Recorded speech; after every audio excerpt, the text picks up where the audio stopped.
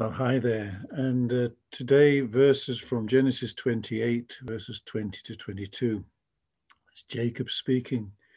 He says, if God will do various things for me, provide for me and protect me and all those things, then the Lord shall be my God. And of all that you give me, I will surely give a tenth to you. Well, Jacob's prayer in these verses and in this section was intensely selfish.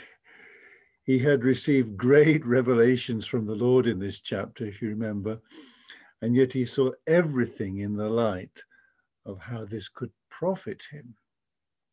It was as if Jacob saw himself as doing God an enormous favor by following him and worshiping him. Jacob's vow to give a tithe to God was all part of his scheming to get blessing from God. Jacob means deceiver, and he somehow even believed he could deceive God. Later, Jacob had a life-changing encounter with God, and he received a new name, Israel, Prince of God, one who wrestles with God, actually. His huge ego had been broken, and he was free from the millstone of a self-centered life. Now he looked up to God to see God in his own light. God is magnificent, and he is the very definition and the very source of all that is beautiful.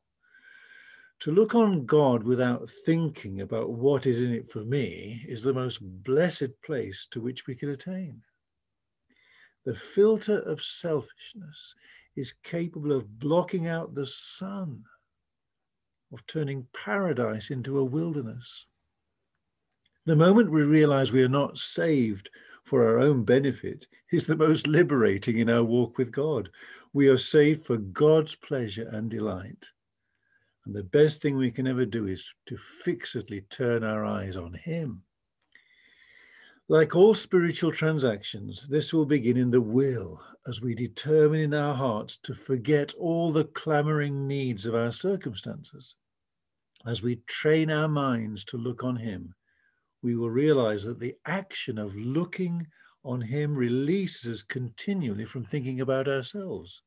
He burns with such majesty and holiness that we actually forget about ourselves and become enthralled with the perfect light in which he dwells.